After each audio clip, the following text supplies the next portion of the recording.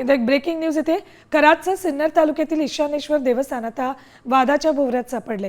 पर्यटन स्थळांच्या अधिकृत यादीत नाव नसतानाही 2018 मध्ये याच देवस्थानला प्रादेशिक पर्यटन विकास योजनेतून तब्बल 1,05,00,000 निधी मंजूर झालाय।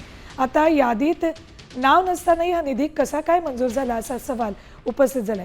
विशेष म्हणजे या निधीचा प्रस्ताव कुणी दिला आणि शिफारस कुणी केली याची कोणती कागदपत्र प्रशासनाकडे उपलब्ध नाहीयेत। अपडेट्स घेऊयात आमचे प्रतिनिधी अभिजित सोनावणे यांच्याकडून।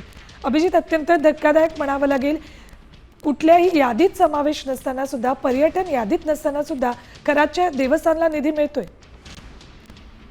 अतिशय धक्कादायक अशी ही सगळी माहिती आहे, कारण पर्यटन स्थळाच्या यादीमध्ये नाव नसताना या मंदिराला इतक्या मोठ्या प्रमाणात निधी कसा मिळाला, या निधीसाठी प्रस्ताव कुणी दिला, त्याची शिफारस कुणी केली, या सगळ्या संदर्भातली माहिती प्रशासनाकडे उपलब्ध नाहीये। या सगळ्या संदर्भातले कागदपत्र या ठिकाणी मिळत नसल्यामुळे आता देवस्थान निधीचा हा प्रस्ताव अचानक गायब कसा झाला याची चर्चा आहे। विशेष म्हणजे राजकीय हस्तक्षेपातून हा निधी मिळाल्याचा संशय व्यक्त केला जातोय आणि त्यामुळे निधी मंजुरीच्या प्रक्रियेवर आता प्रश्नचिन्ह निर्माण होत आहे। ठीक, धन्यवाद अभिजित संपूर्ण माहितीसाठी।